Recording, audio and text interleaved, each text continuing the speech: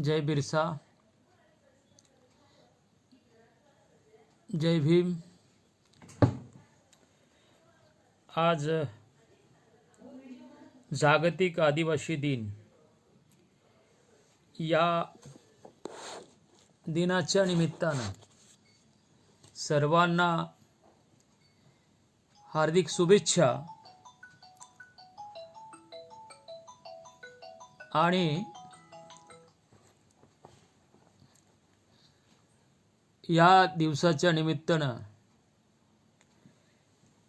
काही मित्रांशी संवाद साधावा या निमित्ताने मी आपल्याशी बोलत आहे।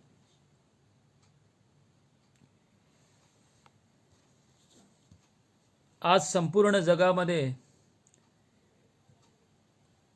जागतिक आदिवासी दिन म्हणून साजरा केला जात आहे। या दिनाची सुरुवात संयुक्त राष्ट्र संघाने एका विशिष्ट समारंभातून सुरुवात केली आणि त्यानिमित्ताने त्यांनी एक डॉक्युमेंट, एक दस्तऐवज जाहीर केला। 13 सप्टेंबर 2007 मध्ये आदिवासी दिन म्हणून साजरा करण्यात यावा हा दिवस संपूर्ण जगामध्ये, असं युनायटेड नेशन ऑफ ऑर्गनायझेशन संयुक्त राष्ट्र संघाने जाहीर केलं। तेव्हापासून संपूर्ण जगामध्ये आदिवासी दिवस म्हणून 9 ऑगस्ट साजरा करण्यात येतं, उत्सव मानण्यात। आपणही भारतातले आदिवासी हा दिवस साजरा करत असतो। पण या दिवसाचं औचित्य काय, या दिवसाचं महत्त्व काय, याचाही विचार भारतातील आदिवासी म्हणून आपण निश्चितच केला पाहिजे। पण त्यापूर्वी थोडंसं विश्लेषण मी या दिवसाच्या निमित्ताने देतो, की या दिवसाच्या संबंधाने देतो। युनोला 9 ऑगस्ट हा दिवस जागतिक आदिवासी दिवस म्हणून का साजरा करावा असं वाटलं असेल, किंवा त्याने सगळ्या जगाने साजरा करावा असं त्यांना का वाटलं असेल। युनोने अशा प्रकारचं पाऊल का उचलले असेल। मित्रांनो, जगामध्ये, संपूर्ण जगामध्ये आपण पाहतोय की आदिवासी वेगळ्या वेगळ्या देशामध्ये आहेत आणि ह्या आदिवासी प्राचीन जमाती असल्यामुळं, जंगल जिव्हारात राहत असल्यामुळं, एक आधुनिक संस्कृतीच्या संपर्कात हे नाही आलेत। आधुनिक तंत्रज्ञान विज्ञानाच्या संपर्कात हे आदिवासी आले नसल्यामुळं यांचा विकास कमी झाला, म्हणून यांचं शोषण होत गेलं त्या देशात। जेव्हा हे स्वतंत्र आपल्या जंगल जिव्हारात राहत होते, गिरीकंदरात राहत होते, तेव्हा यांचं शोषण नाही झालं किंवा यांच्यावर कोणी अतिक्रमण किंवा आक्रमण केलं नाही। परंतु जेव्हा आपण पाहतोय पहिल्या महायुद्धाच्या नंतर विज्ञानाची प्रगती झाली, अनेक दळणवळणाचे साधनं निर्माण करण्यात आले,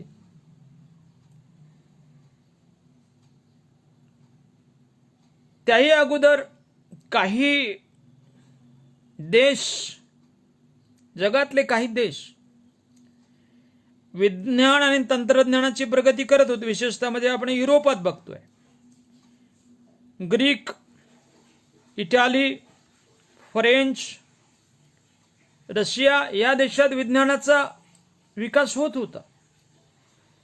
म्हणून या सगळ्या युरोपातल्या आणि इतर देशातल्या लोकांना त्यांच्या कारखान्यामध्ये कच्च्या मालाची आवश्यकता होती, म्हणून ते कच्च्या मालाच्या शोधासाठी जगभर भटकत होते.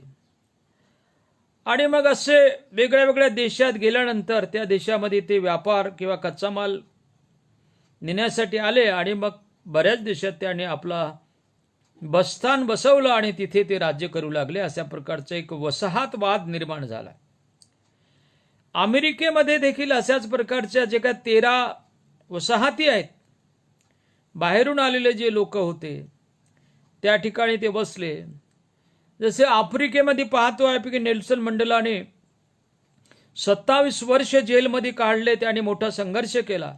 इथे देखील बाहेरचे गोरे लोक आले आणि त्या ठिकाणी राज्य करू लागले. अमेरिकेत अशा प्रकारचे ते राज्य करत होते बाहेरचे लोक, म्हणून ते मूळ निवासी होते त्या ठिकाणचे, इंडिजिनस पीपल होते. अमेरिकेत जसं की रेड इंडियन आहे, नेटिव्ह आहेत. याचं म्हणणं आहे की बाहेरचे लोक आमच्या अधिकारावर गद्दा आणतात, आमचे अधिकार छीनतात, आम्ही मूळ निवासी असून आम्हाला ते मान्यता देत नाहीत. म्हणून बऱ्याच दिवसापासून त्यांनी सगळ्या जगातल्या आदिवासींनी मागणी केली. भारतातले लोक काही नव्हते त्याच्यात. मग युनोनं असं जाहीर केलं की आदिवासींना त्यांचे अधिकार दिले पाहिजेत, कारण या पृथ्वीवरचे ते पहिले मानव आहेत. एक मूळ निवासी दिवस म्हणून आपण त्यांचा सन्मान केला पाहिजे. त्या प्रित्यार्थ 9 ऑगस्ट हा दिवस त्यांनी जाहीर केला आणि आपण तो पाळतोय. युनोचं हे जे डॉक्युमेंट आहे ते डॉक्युमेंट माझ्याकडे आहे. त्या डॉक्युमेंटमध्ये ते डॉक्युमेंट 46 कलमांचं आहे. एकूण 46 कलमा आहेत, त्यात आर्टिकल्स आहेत आणि आदिवासीच्या संबंधाने सगळे विचार त्या कलमांमध्ये त्यांनी युनोने मांडले आहे. त्या जनरल असेंब्लीने त्या ठिकाणी मांडलेले. तर हा आदिवासी दिवस अशा प्रकारे आपण साजरा करतोय. म्हणून पुनश्च मी सर्व आदिवासी बांधवांना, भगिनींना या दिवसाच्या शुभेच्छा देतो. आपण हा दिवस यावर्षी फार विचित्र अशा वातावरणात साजरा करत आहोत, कारण कोरोनाचं संकट आपल्याच देशावर नव्हे तर संपूर्ण जगावर आलेलं आहे. आपण एका विशिष्ट भयानक अशा वातावरणात वावरतो. आपला मुवमेंटची हालचाल करण्याची, घराबाहेर जाण्याचं परमिशन नाही आहे, मिरवणूक काढण्याचं परमिशन नाही, उत्सव, गाणे, नृत्य, आमच्या आदिवासीच्या कला आहेत, जी संस्कृती आहे त्याचं प्रदर्शन करण्याचा अधिकार नाही आहे. मग घरी बसूनच आपण हा उत्सव साजरा करतोय, आदिवासी दिन साजरा करतोय.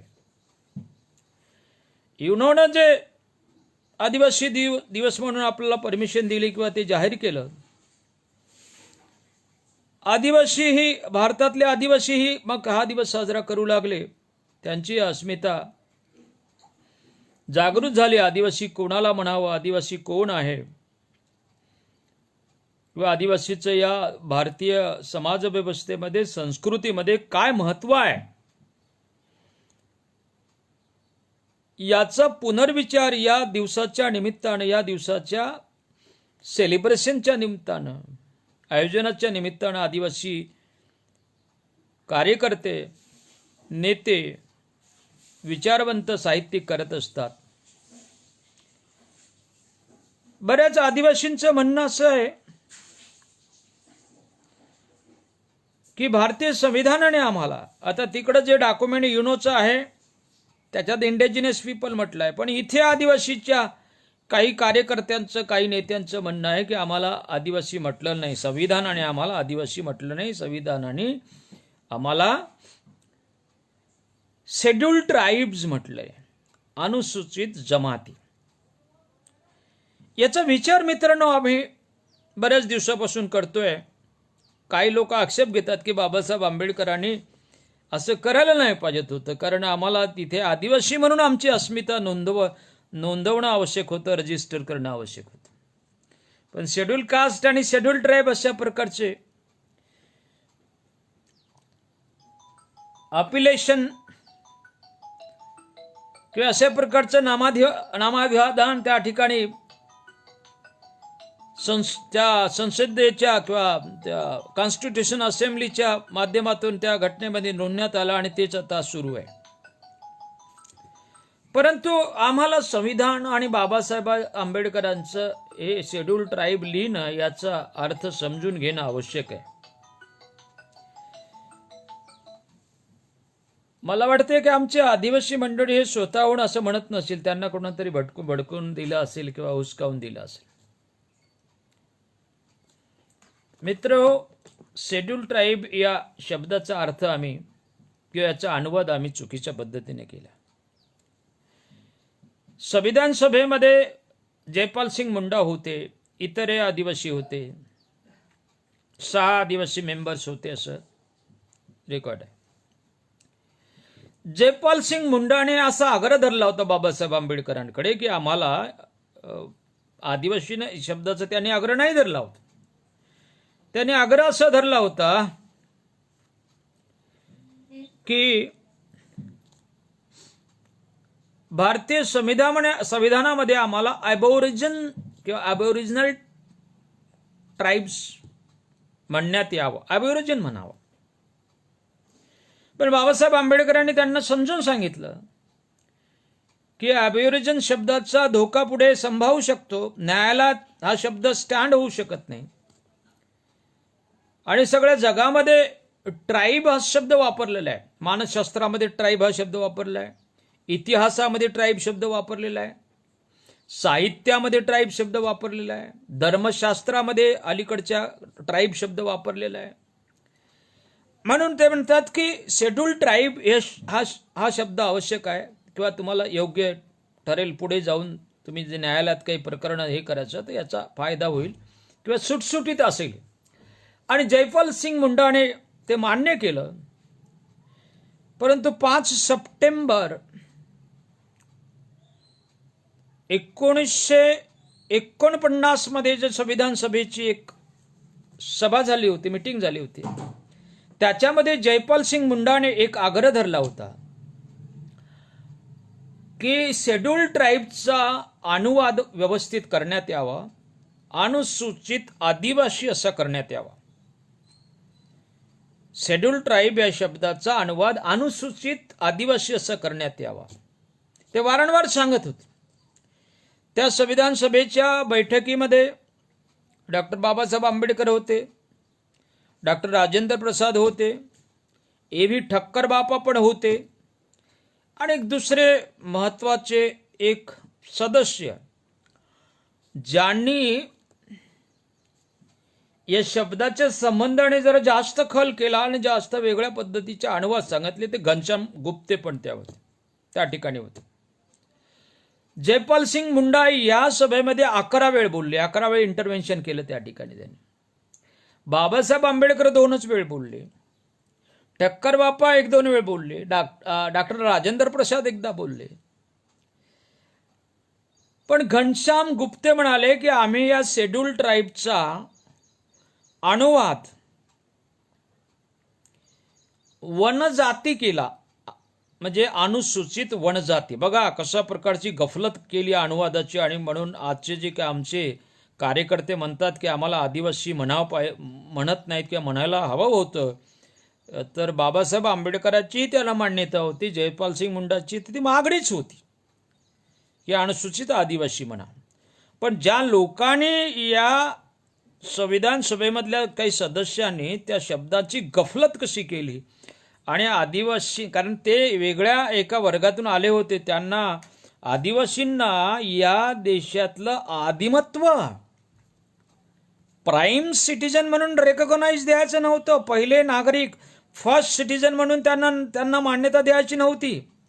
कारण त्यांच्या डोक्यामध्ये जी परंपरा होती, वैदिक परंपरा होती, वर्णव्यवस्थेची परंपरा होती की हे आदिवासी तर जंगलात राहणारे आहेत, हे तर अडाणी आहेत, रानटी आहेत, जंगली आहेत, अशा प्रकारचं. जयपाल सिंग मुंडा नेहमी म्हणायचे की तुम्ही 6000 वर्षापासून त्या संविधान सभेमध्ये त्यांनी बोलून दाखवलं की नेहरूंना म्हटलं की नेहरू साहेब तुम्ही 6000 वर्षापासून आमचं शोषण केलेलं आहे आम्हाला जंगली म्हटलं ठीक आहे म्हणा, परंतु आमच्या संस्कृतीला तुम्ही ओळखू शकत नाही. आमची संस्कृती, आमचा सामाजिकता, आमची परंपरा, आमची नैतिकता, आमचं ज्ञान, विज्ञान, तंत्रज्ञान हे फार मोठे आहे, तुम्हाला समजत नाही. म्हणून ज्या लोकांच्या डोक्यामध्ये अशा प्रकारचे सुपॅरिटीची भावना होती, एक श्रेष्ठत्वाची भावना होती, त्यांना संविधान सभेमध्ये देखील आदिवासींना आदिवासी म्हणायचं नव्हतं. आदिवासी म्हणजे आधीपासून वास करणारा हे म्हणायचं नव्हतं, त्यांना काहीतरी म्हणायचं होतं. म्हणून त्यांनी ते वनजाती, घनश्याम गुप्तेने वनजाती असं त्याचं भाषांतर केलं पहिलं. मग जेव्हा जयपाल सिंग मुंडाने याच्यावर आक्षेप घेतला, तेव्हा ते म्हणले की वनजातीच्या ऐवजी आपण याला जनजाती करू. मग जनजाती केलं. आजही हिंदीमध्ये शेड्यूल ट्राईबचं भाषांतर किंवा अनुवाद जनजाती आहे. मग राजेंद्र प्रसाद मध्ये बोलले आणि म्हणाले की याच्याऐवजी मी बिहारमध्ये असं वाचलं आहे, बिहारमध्ये पाहिलं आहे की तिथे आदिम जमाती पण म्हणतात यांना. मग तोही शब्द पुढे आला, पण ते काही घेतल्या नाही गेला. म्हणजे एक वनजाती, जनजाती आणि आदिम जाती अशा प्रकारचं. आणि नंतर आता त्याचं भाषांतर केलं की अनुसूचित जमाती. मित्र, अशा प्रकारची गफलत जाणीवपूर्वक या देशाच्या सत्तेमध्ये असणाऱ्या लोकांनी केली आहे. म्हणून आदिवासींना आज आदिवासी म्हणणं कठीण झालेलं आहे, किंवा त्यांना आदिवासी या अस्मितेसाठी संघर्ष करावा लागला. याच्यामध्ये बाबासाहेब आंबेडकरांची कुठलीही चूक नव्हती, कारण आदिवासीचा प्रश्न येत असताना बाबासाहेब आंबेडकरांनी कुठेही अशा प्रकारचा आग्रह नाही धरला की तुम्ही असं, किंवा तुम्हाला डावलण्याचा त्यांनी प्रयत्न नाही केला. संविधानामध्ये खरं म्हणजे 395 कलमा आहेत संविधानामध्ये भारताच्या.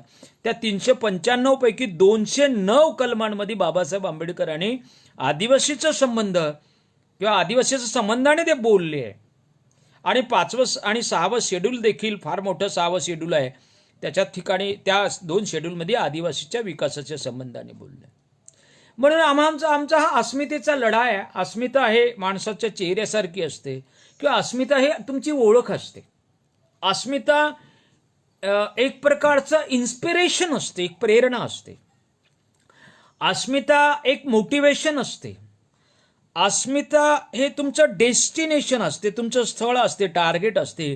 कारण तुम्हाला निश्चित तुमचा मकाम, तुमचं डेस्टिनेशन काय, कुठं पोहोचायचं आहे, तुम्हाला कुठं जाऊन पोहोचायचं आहे, तुमचं कुठे डायरेक्शन आहे, कुठं टार्गेट आहे, हे निश्चित झाल्याशिवाय तुम्हाला तिथं पोहोचता येत नाही किंवा तुम्हाला तिथे जाता येत नाही. अशा प्रकारचे या अस्मितेचं आपण अस्मिता डिफाईन करता येईल.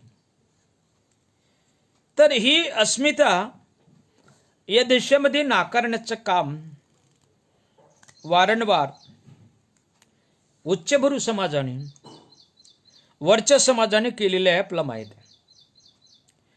आदिवासी समाज या देशामध्ये फार मोठ्या संख्येने आहे आणि आदिवासी समाजाचं या देशाला निर्माण करण्याचं फार मोठं योगदान आहे. या देशाची जे काही जिओग्राफिकल नॅचरल संपदा आहे ते जपून ठेवण्याचं काम या देशामध्ये आदिवासीने केलेलं आहे. फार मोठं ज्ञान, तंत्रज्ञान आदिवासीकडे आहे. पण इथे आर्यांनी जेव्हा आपले राजकीय वर्चस्व प्रस्थापित केले आणि त्यानंतर धर्म आणि संस्कृतीच्या माध्यमातून या देशातल्या सर्व बहुजन समाजाला गुलाम बनवण्याचं काम केलं आणि नंतर गुलाम बनवल्यानंतर त्याचं वेगळ्या परीने त्यांचं शोषण करून त्यांना 2-2.5 हजार वर्ष विकासाच्या मार्गावर येऊ दिलं नाही, पशु सारखं जीवन जगणे भाग पाडलं. आपण पाहतोय की आणि मग या आर्यांच्या विरोधात आपली अस्मिता साबूत ठेवण्यासाठी, आपले जनस्थान किंवा जनपद साबूत ठेवण्यासाठी एतदेशीय अनेक बहुजन समाजातल्या वेगळ्या समाज समूहाने संघर्ष केले. या संघर्षामध्ये काही लोकांनी गुलामगिरी पत्करली, काही लोक जंगलात निघून गेले आणि अशा प्रकारे मग हे सगळी मंडळी जंगलात राहिली. ते आदिवासी म्हणून आपण पुढे आली असं पाहतो की त्यांना आदिवासी म्हणले गेले. परंतु पहिला संघर्ष कोणाशी झाला असेल या देशामध्ये आर्यांचा, तर तो आदिवासींशी झाला. एक आसूर नावाचा ग्रंथ आहे, एक आसूरच नावाचा ग्रंथ आहे. त्या ग्रंथामध्ये ऋग्वेदाचा संदर्भ पहिल्याच प्रकरणात दिला आणि त्या ठिकाणी आदिवासींचा उल्लेख असा केला की पृथ्वीवरचे किंवा भारतातले आदिवासी हे फर्स्ट स्टेज ह्युमॅनिटीज होते, पहिल्या दर्जाचे मानव होते. आर्य हे नंतरचे, पण पहिल्या दर्जाचे मानव कोण असेल तर आदिवासी होते. मग पहिल्या दर्जाचे किंवा पहिल्या क्वालिटीचे, गुणात्मकतेचे उच्चभ्रू समजणारे हे आदिवासी सडनली अचानकपणे राक्षस, दैत्य, दानव का बरं झाले असतील?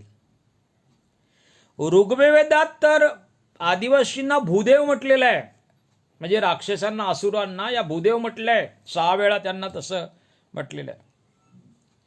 पण लगेच ते कसं का झाले? कारण आदिवासी इथे राहत असताना त्यांनी आपल्या जीवन जगण्याच्या सगळ्या प्रक्रियेमधून किंवा जीवन जाणीवातून आणि जीवन अनुभवातून त्यांनी स्वतःची एक संस्कृती निर्माण केली होती, स्वतःचा त्यांचा धर्म निर्माण केला होता, स्वतःची पूजा अर्चनेची पद्धत निर्माण केली होती, शेतीबाडीची परंपरा निर्माण केली होती, त्यांचं संपूर्ण एकूण जीवन त्यांनी तयार केलं होतं, जीवन परंपरा आणि व्यवस्था निर्माण केली होती. पण आर्यांनी इथे राजकीय वर्चस्व, सिंधू संस्कृतीचा पाडाव केल्यानंतर किंवा सिंधू संस्कृती उद्ध्वस्त केल्यानंतर आर्यांनी जेव्हा त्यांच्या सांस्कृतिक प्राबल्य या देशातल्या आदिवासीसह इतर समाजावर लादण्याचा प्रयत्न केला, तेव्हा याच्यामध्ये संघर्ष निर्माण झाले या दोन समाजव्यवस्थेमध्ये. आणि या दोन समाजव्यवस्थेमध्ये, या दोन सभ्यतेमध्ये, दोन संस्कृतीमध्ये जेव्हा संघर्ष निर्माण झाले, तेव्हा यांनी आदिवासींना किंवा आदिवासीच्या आयडेंटिटीला डिफॉर्म करण्याचं काम केलं, डिस्टॉर करण्याचं काम केलं. मग आदिवासींना ते असुर म्हणू लागले, असुर म्हणू लागले. म्हणजे आदिवासीची बघा, आदिवासी दिन साजरा करत असताना आदिवासीच्या अस्मितेवर आपण बोलत आहोत. आदिवासी दिन साजरा करत असताना आदिवासीच्या अनेक प्रश्नावर, म्हणजे आदिवासींच्या अनेक प्रश्नावर देशामध्ये आज अनेक लोक बोलतीलच, आणि आदिवासीचे अनेक प्रश्न आहेच. कारण या देशामध्ये आदिवासी शब्द आज तर शिवी झालेला आहे. आपण पाहतो एखाद्या कार्यालयामध्ये एखाद्या उच्चभ्रू कर्मचाऱ्याने, साहेबाच्या हाताखाली काम करणाऱ्या कर्मचाऱ्याने नसती हाताळताना काही तांत्रिक चूक केली असेल तर मोठा अधिकारी त्याला म्हणतो, अबे आदिवासी आहे का तू? म्हणजे चूक करणे हे आदिवासीचा गुणधर्म आहे असं त्याला म्हणायचं आहे. म्हणजे जे वाईट आहे, जे चुकीचं आहे, जे गावंढळ आहे, ते सगळं आदिवासीचं आहे. अशा प्रकारचं समज, अशा प्रकारची मेंटॅलिटी आणि अंडरस्टँडिंग या देशामध्ये आदिवासीच्या संबंधाने रुजलेली आहे. म्हणून जी आदिवासीची आहे आज तोड मरोड झाली आहे, ती डिस्ट्रॉय झाली आहे, डिस्ट्रॉयड केली आहे. मग वैदिक संस्कृतीला न म्हणणारे असुर झाले. त्यांना त्या ऋग्वेदामध्ये, त्या धर्मशास्त्रामध्ये अनासिक, चपट्या नाकाचे, शिंगावाले, बडबड डोळे असलेले, गावंढळ, ब्रात्य अशा प्रकारचे विशेषण या समाजाला दिल्या गेले होते. पहिल्यांदा आम्हाला, म्हणजे आमची अस्मिता, मी फक्त याच मुद्द्यावर बोलणं आदिवासी दिनाच्या निमित्त, कारण मी अस्मितेला जास्त मानतो, आयडेंटिटीला जास्त मानतो. इतरही प्रश्न आहे, पण आयडेंटिटीचा मोठा प्रश्न आहे. पहिल्यांदा मग आम्हाला असुर म्हटलंय, मग राक्षस म्हटलंय. आपण रामायणामध्ये पाहतोय रामायण हा एकच असा ग्रंथ आहे ज्या ग्रंथामध्ये समोरासमोर दोन संस्कृतीचा संघर्ष दाखवलेला आहे. महाभारतामध्ये आहेत, महाभारताच्या त्या युद्धामध्ये, जे महाभारताचं युद्ध चाललंय 19 दिवस चाललं म्हणतात ते युद्ध, त्या युद्धामध्ये आदिवासी लढले, पण आदिवासीचा उल्लेख कुठेही केला नाही. एक पुस्तक आहे माझ्याकडं, ट्राइब्स इन महाभारता ग्रंथ आहे, मोठा ग्रंथ, फार प्राचीन ग्रंथ, जुना ग्रंथ आहे.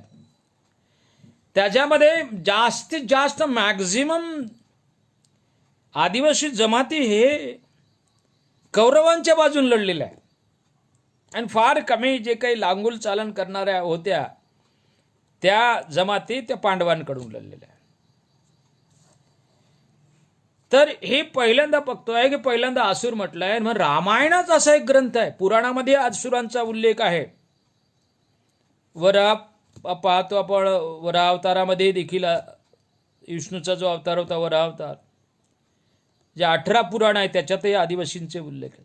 पण हा संघर्ष आहे, पण डायरेक्ट दोन संस्कृतीमधला संघर्ष कुठे दाखवला असेल, आदिवासींच्या जमातीचं नाव घेऊन कुठे दाखवलं असेल तर मित्र हो, तो संघर्ष रामायणामध्ये दाखवला. आणि मला वाटतं की हा संघर्ष वाल्मिकी हा देखील आदिवासी असल्यामुळे, एक कोळी असल्यामुळे त्याने तो संघर्ष दाखवलेला आहे. आणि बऱ्याच लोकांना माहीत नाही, म्हणजे अस्मितेच्या संबंधाने बोलत असताना अस्मितेच्या आजूबाजूच्या ज्या गोष्टी आहेत त्या मला सांगणं आवश्यक वाटतात. म्हणून अरुण कांबळेंनी हे ग्रंथ लिहिलं आहे, रामायणातील संस्कृती संघर्ष. हा ग्रंथ वाचला पाहिजे. अरुण कांबळे नंतर त्यांची हत्या झाली, काय झाली माहीत नाही, ते हैदराबादला गेले असतात, तिथे त्या ठिकाणी ते त्या पाण्याजवळ पडून मेले असं त्यांचं ते आलं होतं. पण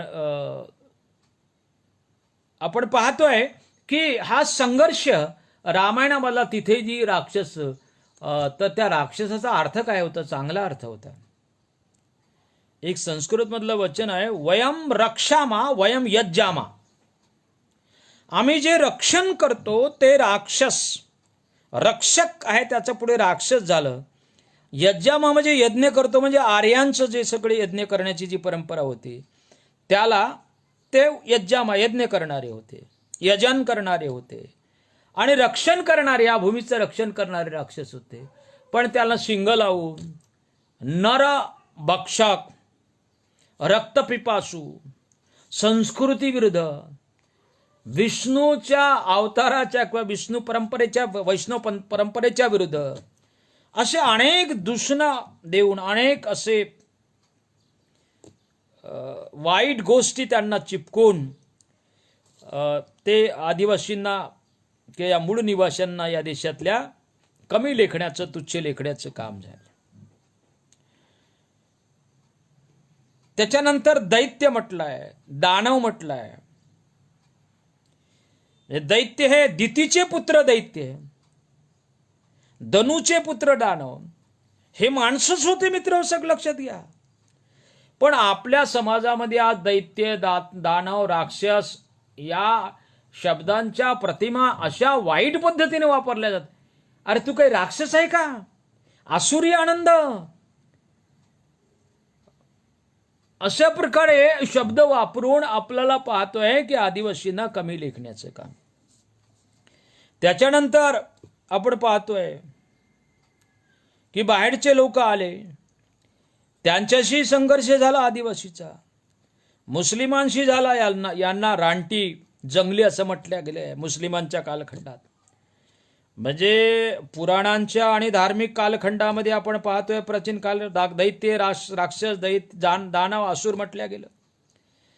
नंतर मुस्लिमांच्या, म्हणजे जवळ 850 वर्ष राज्य केलं मुस्लिमांनी, रानटी जंगली असं म्हटलं गेलं. काही मुस्लिम धर्मांतर, काही म्हणजे आदिवासी धर्मांतर करून मुस्लिम धर्मात गेले. त्यानंतर आधुनिक काळात इंग्रज, म्हणजे डच, पोर्तुगीज आले या ठिकाणी.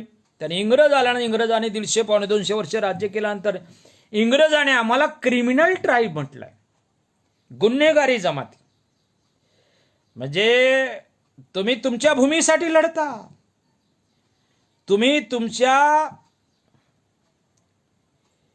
अँसेस्ट्रल वडिलोपार्जित तुमची जी काही जमीन आहे, जंगल आहे, पाणी आहे, तुमच्या मालकीची जे संपदा आहे, त्याच्यासाठी तुम्ही त्याच्या संरक्षणासाठी लढता व लढले तेव्हा इंग्रजांनी तुम्हाला काय म्हटलं? क्रिमिनल ट्राईब, तुम्ही गुन्हा करताय. म्हणजे तुम्ही तुमच्या घराचं संरक्षण करत, बाहेरचा येऊन तुमच्या घरावर अतिक्रमण करत आहे, तुमचं घर लुटत आहे, आणि तुम्ही तुमच्या घराचं संरक्षण केलं किंवा करत आहात तर तुम्ही गुन्हेगार आहात. तुम्ही गुन्हेगार आहात. या स्टेटमेंटच्या मागे मित्र वसाहतवादाचं सत्य दडलेलं आहे. म्हणजे जे वसाहतवादी होते, कॉलनीज बसवत होते दुसऱ्या देशामध्ये जाऊन, त्या देशातल्या मूळ निवाशांना ते क्रिमिनल म्हणत होते. म्हणजे युरोपातल्या वसाहतवाद्यांची किंवा इंग्लंडमधले वसाहतवाद्याची किंवा जगातल्या कुठल्याही वसाहतवाद्याची सायकॉलॉजी किंवा टेंडन्सी हे भारतातल्या आर्यांच्या वसाहतवाद्यापेक्षा वेगळी नव्हती. इथे तुम्हाला दैत्य दानव म्हणत होते, ते तुम्हाला क्रिमिनल ट्राईब म्हणत होते. तेही तुम्हाला नालायक, म्हणजे आर्य देखील तुम्हाला नालायक समजत होते. ते त्यांच्या धर्मशास्त्रीय संज्ञेमध्ये ते तुम्हाला समजत होते नालायक. हे आधुनिक काळातल्या नव्या भाषेमध्ये तुम्हाला ते नालायक समजत होते.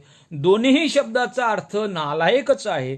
राक्षस, दैत्य, दानव म्हणजे तुम्ही नालायका, क्रिमिनल ट्राईब म्हणजे तुम्ही नालायका, आणि मी माझ्या हक्काचं आहे त्याचं संरक्षण करणे देखील एक नालायकी आहे, एक गुन्हेगारी आहे. ही मानसिकता जगातल्या सगळ्याच देशामधील उच्चभ्रू समाजाच्या मनामध्ये आदिवासींबद्दल, त्या देशातल्या आदिवासींबद्दल आहे. आपल्या देशात आजही आहे. 5-7 वर्षापूर्वी मी माझ्या गावातल्या लोकांच्या हक्काच्या संबंधाने एका प्रकरणात कलेक्टर ऑफिसमध्ये भांडत होतो. माझं गाव पुनर्वसित झालं आणि हे पुनर्वसित झालेल्या गावातला त्यांच्या जमिनीचा किंवा घराचा मोबदला मिळतो, पैसे मिळतात. आम्हालाही काही 70% पैसे मिळाले, राहिलेले 30%, 20% पैसे जे काय राहिले होते ते काही वर्षांनी भेटतात म्हणून अशा प्रकारचं आम्हाला सांगण्यात आलं, आणि ते काही वर्षांनी आम्हाला भेटले, शेतांचे पैसे विशेषतः. जेव्हा मी कलेक्टर ऑफिसमध्ये हे प्रकरण घेऊन गेलो, 28A नावाच्या कलमाच्या अंतर्गत हे पैसे ज्याची शेत किंवा जमीन गेली त्यांनी एक साधा अर्ज करायचा कलेक्टरकडे लाभक्षेत्रामध्ये, आणि त्यांना तो मोबदल्याचा चेक किंवा पैसे मिळतात चेकच्या द्वारे. मग आमच्या गावातले 10-15 लोक आले माझ्याकडे, म्हणले की माधव असं आहे आणि आम्हाला पैसे, पण वकील आले आमच्याकडे आणि ते म्हणाले की वकिलाशिवाय पैसे मिळत नाही, वकिलाने फसवलं त्याने. मग पुसदचे 2 वकील त्यांच्यासोबत आले, पण मला एकाने फोन केला, म्हणले की तू कलेक्टर ऑफिसवर या तुम्ही. मी गेलो, इथला एक वकील पकडला होता त्याने, ज्याचा संबंध कलेक्टर ऑफिसशी होता. पण चेक निघाले तेव्हा मी कलेक्टर ऑफिसमध्ये गेलो, तिथं राऊत बाबू होते बेनिफिटेड जोडमध्ये, लाभक्षेत्रामध्ये. मी त्यांना सांगितलं की वकिलांच्या हाती चेक दिले नव्हते. ऑलरेडी वकिलांनी काय केलं होतं माहित आहे का, त्यांचे विड्रॉ लिहून घेतले, त्यांचे पासबुक सगळे त्यांच्याकडे जवळ घेतले. त्या 3 वकिलांना पासबुक त्यांच्या हातात घेतले आणि ते निघाले. बघ, मी त्यांना अडवलं, म्हटलं ते चेकबुक, तुमचे पासबुक वापस करा, या लोकांचे ते विड्रॉला वापस करा, फाडून टाका. तर तो एक वकील दुसऱ्या वकिलाला सांगतो की दिस Madhav Sarkunde is real culprit. हा माधव सरकुंडे खरा गुन्हेगार आहे. बघा मित्रांनो, म्हणजे माझ्या लोकांच्या हक्काचं संरक्षण करत असताना, त्यांचे हक्क मी डिफेंड करत असताना, प्रोटेक्ट करत असताना, या देशातले विधी क्षेत्रात काम करणारे उच्चभ्रू समाजातले माणसं मला गुन्हेगार समजतात. माझ्या हक्काचे पैसे, माझ्या समाजाच्या हक्काचे पैसे दुसऱ्याने लुटू नये म्हणून मी कायदेशीर एखादं प्रकरण हाताळतो तेव्हा मी गुन्हेगार समजला जातो, म्हणजे मी कल्प्रिट ठरल्या जातो. म्हणजे आर्यांनी मला, माझ्या पूर्वजांना असुर म्हटलं, इंग्रजांनी मला क्रिमिनल म्हटलं आणि या वकिलाने मला कल्प्रिट म्हटलं. या तिन्हीचेही अर्थ सारखेच आहे. म्हणून आदिवासी दिवस साजरा करत असताना आमच्या अस्मितेच्या संबंधाने आम्ही संघर्ष करत असताना अस्मिता नव्या अर्थाने डिफाईन करून ती जोपासण्याचा आणि ती जगवण्याचा प्रयत्न करत असताना मित्र हो, आम्ही ह्या सगळ्या गोष्टी लक्षात घेतल्या पाहिजेत की आजही आमच्या देशामध्ये आदिवासींना सन्मान नाही आहे. आमच्या देशातल्या आदिवासीच्या ज्या काही परंपरा आहेत, संस्कृती आहे, त्याचं ज्ञान, विज्ञान, तंत्रज्ञान आहे, याला सन्मान नाही आहे. आदिवासीचे जे काही वीर स्वतंत्र सेनानी, इंग्रजांच्या विरोधात बिरसा मुंडापासून तिलका मांजीपर्यंत, राघोजी भांगरेपासून इकडे विजय तिल्लोरीपर्यंत, तंट्या भील किंवा अनेक लोक लढले, याचा इतिहासात कुठेही उल्लेख करत नाहीत. लोक फार अभावाने उल्लेख करतात. तुम्हाला ते डावलतात, तुम्हाला ते थर्ड रेटचा सिटीजन समजतात, सबह्युमन समजतात, उपमानव समजतात. ते तुम्हाला डिह्युमनाइज करतात. या देशात फार मोठी एक ट्रेंड सुरू झालेला आहे. जे सगळे वंचित वर्ग आहे त्यांना डिह्युमनाइज करा, त्यांना एक तुच्छता दर्शक असं आयडेंटिटी द्या आणि त्याच पद्धतीने वागवा. अशा प्रकारचा एक ट्रेंड, अशा प्रकारचा विचार आपण पाहतोय सुरू झाला. म्हणून आदिवासी दिन साजरा करत असताना, आंतरराष्ट्रीय आदिवासी दिन साजरा करत असताना या सगळ्या गोष्टीचा विचार केला पाहिजे आणि आमच्या कार्यकर्त्यांना समजलं पाहिजे. माझे फार जवळचे मित्र आहेत, त्याने आज व्हॉट्सअपवर एक छोटासा आमच्या सन्माननीय पंतप्रधानांचा व्हिडिओ टाकला की शहरातल्या लोकांनी समजून घेतलं पाहिजे. सन्माननीय नरेंद्र मोदी, आमच्या देशाचे महान पंतप्रधान, त्या ठिकाणी भाषण करतात. एक छोटंसं क्लिप टाकली, व्हिडिओ क्लिप आमच्या मित्रांनी. या मित्रांना नाही, इतर सर्वच लोकांना मी सांगतो, तुम्ही भूलभुलैयांना बळी पडू नका मित्रांनो. त्या व्हिडिओमध्ये आमचे पंतप्रधान म्हणतात की शहरातल्या लोकांना काही शिकायचं असेल तर आदिवासींकडून शिका. म्हणजे आदिवासीकडून शिका म्हणतात. इतकी महान संस्कृती आदिवासी. मित्र, विचार करण्यासारखी गोष्ट. तुम्ही आदिवासी समूहापुढे आदिवासींचा गौरव करता, पण आदिवासींसाठी तुम्ही नेमकं काय करता? 2006चा फॉरेस्ट ऍक्ट आहे. त्या फॉरेस्ट ऍक्ट मध्ये सुधारणा करून आदिवासीचं जंगल जमीन जर घ्यायची असेल तर कुठल्याही प्रकारच्या आदिवासीचं परमिशन घेण्यात येऊ नये, अशा प्रकारचा नवीन एक सुधारणा त्या कायद्यामध्ये केलेली आहे. ते का बरं केली आमच्या केंद्रीय मंत्रिमंडळाने? म्हणजे आदिवासीची नुसती स्तुती करायची तोंडावर आणि त्यांना बनवायचं, मात्र त्यांच्यासाठी काही करायचं नाही. म्हणून आमच्या कार्यकर्त्यांना हे समजलं पाहिजे, अरे जे बोलत असतात तुमच्या, त्यांच्या पाठीमागची परंपरा बघा. असे व्हिडिओ टाकू नका तुम्ही त्यांच्या भूलभुलैया भाषेला बळी पडू नका, त्यांच्या चमचमीत शब्दांना बळी पडू नका. तुमच्यासाठी काय केलं त्यांनी?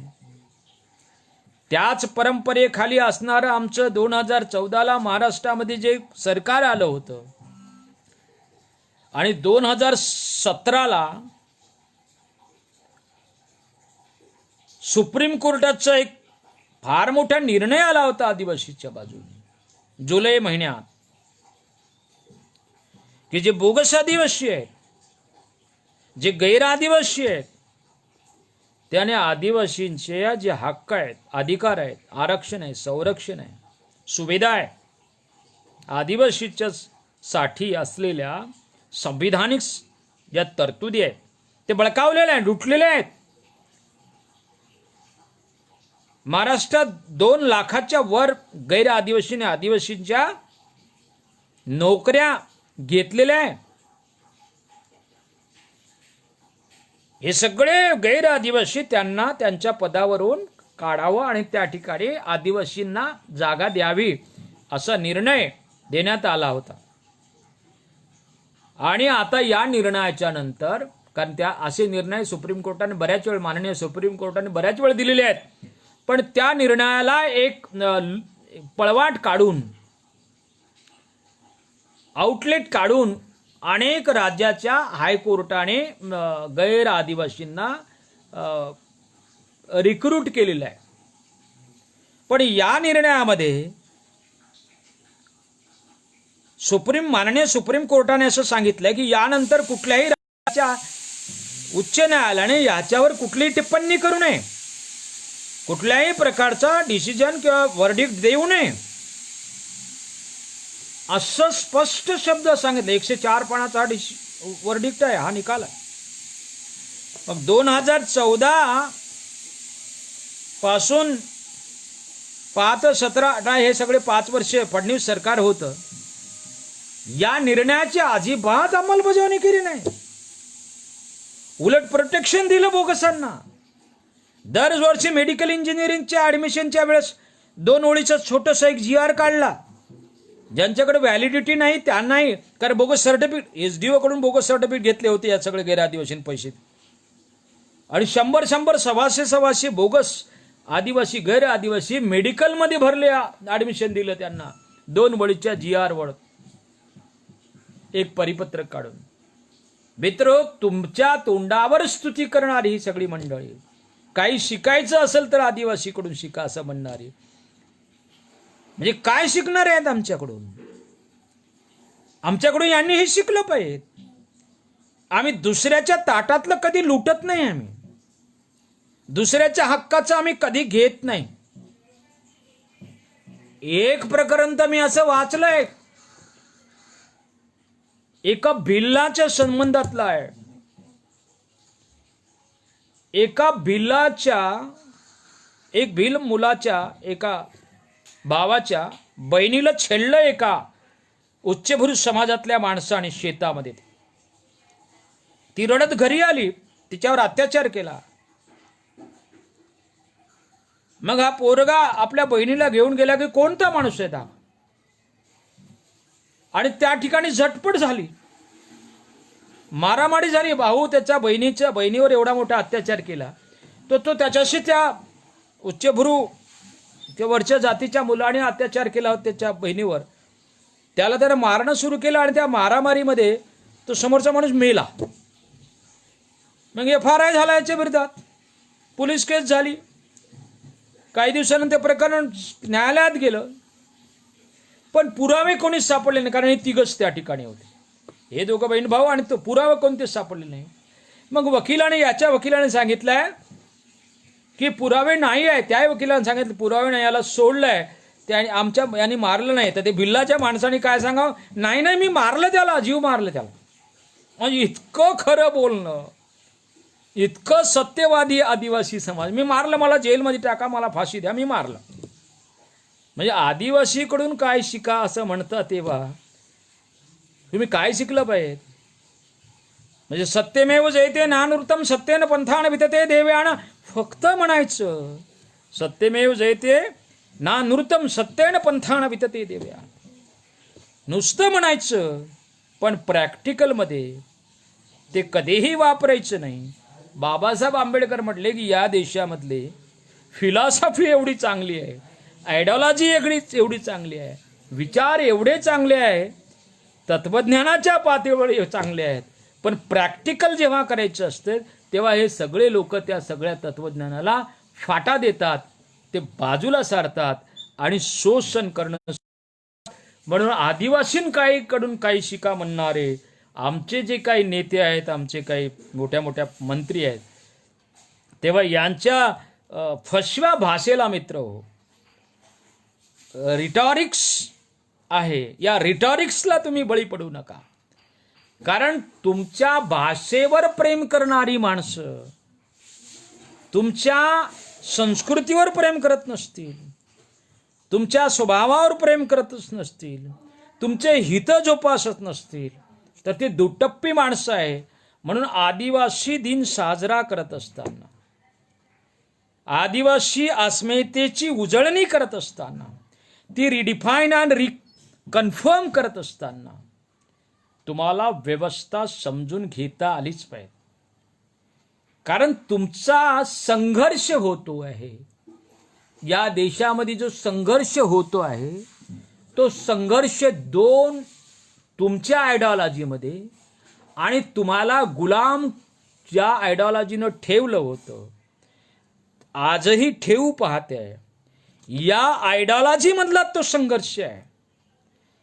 म्हणून जल जंगल जमीन म्हणतो आम्ही, म्हणजे अस्मितेबरोबर जल जंगल जमिनीचा विचार करतो. तेव्हा जल जंगल जमीन म्हणत असताना हे खरंच जल जंगल जमीन आमच्याकडे राहिलाय काय? याच्यावर आमचा अधिकार आहे का?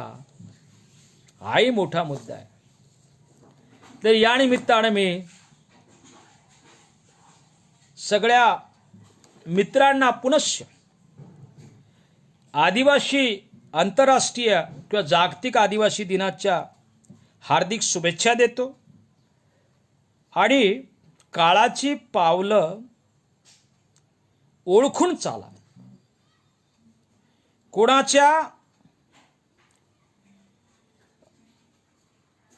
रिटॉरिक्सवर, पॉलिटिकल रिटॉरिक्सवर, कोणाच्या प्रशंसेवर, कोणाच्या स्तुतीला भुलून जाऊ नका, बळी पडू नका. तुम्ही स्वतःचं अस्तित्व निर्माण करा. एक कविता आहे, ते कविता सांगतो. त्याच्या अगोदर एक उदाहरण सांगतो की आदिवासी माणूस किती या जमिनीमध्ये, इथल्या भूमीमध्ये किती रुजलेला आहे, रुळलेला आहे. याच्याकडे किती तत्वज्ञान आहे, याच्याकडे किती ज्ञान आहे, याच्याकडे निसर्गाचं किती मोठं अवलोकन आहे, आणि त्यातून किती अनेक गोष्टीचं संशोधन या माणसाने केलं. मध्य प्रदेशामध्ये जे तलाव आहेत मोठ्या प्रमाणात, हे सगळे तलावाचा शोध निर्मिती आदिवासी माणसाने केलेली आहे. इंग्रज जेव्हा 1853च्या दरम्यान या देशामध्ये रेल्वे लाईन टाकत होते, तेव्हा मध्य प्रदेशाच्या सगळ्या पहाडातून त्यांना रेल्वे कुठं टाकावं माहीतच नव्हतं किंवा समजतच नव्हतं. थकून गेले, काय कुठून टाकावं काय पत्ता. तेव्हा तंट्या भिलांनी त्यांना सांगितलं की तुम्हाला रेल्वे अशा अशा मार्गाने टाकायला पाहिजे, आणि तंट्या भिलाने सांगितल्या त्याच मार्गाने इंग्रजांनी रेल्वे टाकली. इतकं निसर्गाचं, प्रकृतीचं ज्ञान. मग आज सगळेच्या सगळे कोरोनाच्या या संकटामध्ये सगळे साधेसुधे आदिवासी सारखे राहून राहिले. शेवटी आदिवासी संस्कृतीला मानून लागले. पण जेव्हा as soon as this corona will go away, पुन्हा ते त्यांच्या पूर्वपदावर येतील आणि आदिवासीचं शोषण करतील. म्हणून या लोकांच्या शब्दांना तुम्ही बळी पडू नका. दुसरं एक उदाहरण सांगतो आणि एक छोटीशी कविता म्हणतो आणि थांब. जेव्हा इंडोनेशियामधून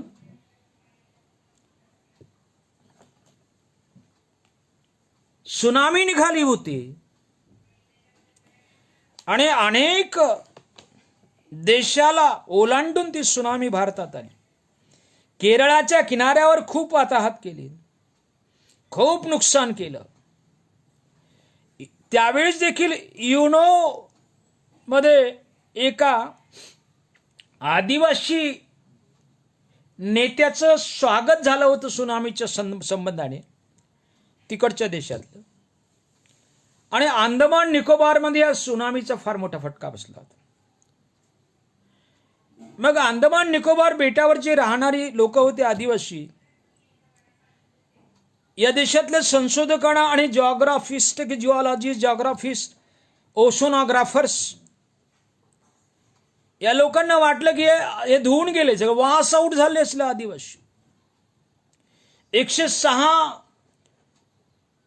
कमीत कमी पृथ्वीवरची जमात, ओंझीज नावाची जमात त्या ठिकाणी एक आहे. One of the 4 tribes, great Andamanese, Sinhalese, Jarawa आणि ओंझी, अशा 4 जमाती त्या ठिकाणी आहेत.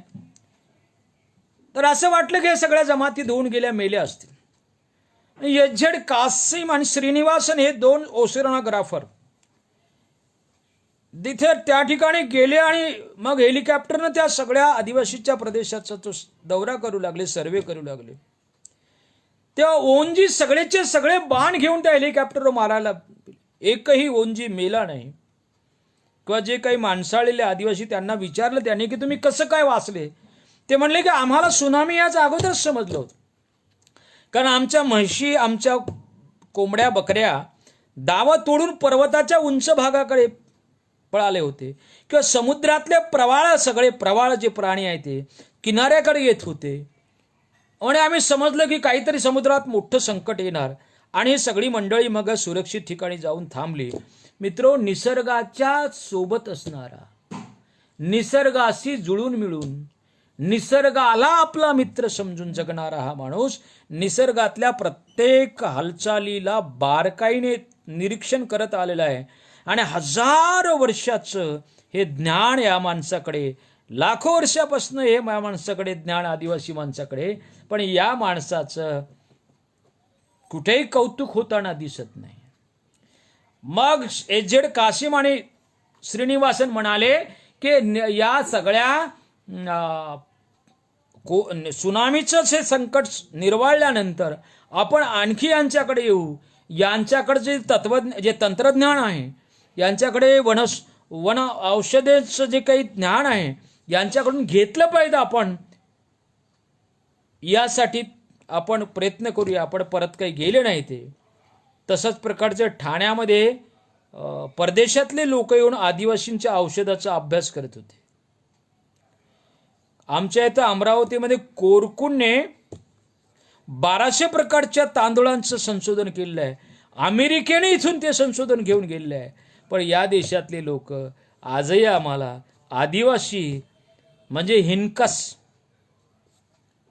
अडाणी, रानटी, बिंडोक, वरात्या, गावंढळ, अज्ञानी, अशिक्षित, कुठलेही ज्ञान नसणारा, भोळा भाबडा, कुचकामी अशा प्रकारचे विशेषण लावून आमची अवहेलना करतात.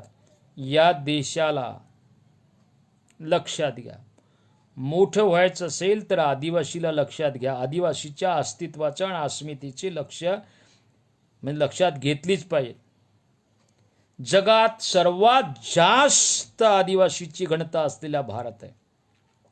फ्रान्सच्या टोटल लोकसंख्येच्या 2 पट आदिवासी भारतात राहतात. फ्रान्सची टोटल जनरल लोकसंख्या, फ्रान्सच्या टोटल लोकसंख्या 2 पट आदिवासी भारतात राहतात. इंग्लंडच्याही लोकसंख्येपेक्षा, टोटल देशाच्या लोकसंख्येपेक्षा आदिवासी या देशात राहतात. म्हणून आदिवासीला तुम्ही एक्सक्लूड करून, वगळून तुम्ही विकास करू शकत नाही. तुम्ही आम्हाला वगळून विकास कराल किंवा आम्हाला बनवून महान भारताचे स्वप्न पाहत असाल तर तुमचे स्वप्न कधीही साकार होणार नाही. अशा प्रकारचा इशाराही या ठिकाणी मी देतो, या निमित्ताने देतो. आणि सर्व आदिवासींना मी या दिनाच्या निमित्ताने शुभेच्छा देतो. आणि एक कविता म्हटलं तुम्हाला. एकाच हॉटेलमध्ये 18 पगड माणसं येतात आणि एकाच प्लेटमध्ये जेवून जातात, म्हणून देशात समानता आली अशी मानू नये. एकाच हॉटेलमध्ये 18 पगड माणसं येतात आणि एकाच प्लेटमध्ये जेवून जातात, म्हणून देशात समानता आली अशी मानू नये. जिथे जन्मानेच होतात घनघोर शाप शिक्कामोर्तब, तिथे असतील आपल्यासाठी कुठले उशाप असे मनातही आणू नये. म्हणून दोस्त हो, जगण्याची बाराखडी शिकत असताना युद्धाची कलाही शिका. कारण ज्या देशातल्या संस्कृतीला सार्वत्रिक स्वातंत्र्याचे वावडे असते, त्या देशातले युद्ध कधीच संपत नसते. फरक इतकाच, कधी ते शस्त्राचे तर कधी ते शास्त्राचे असते. म्हणून ज्यांचे जन्मच रणांगणावर झाले त्याने मृत्यूच्या भयाने घाबरून जाऊ नये. युद्ध संपलेलं नाही. नव्या परिप्रेक्ष्यात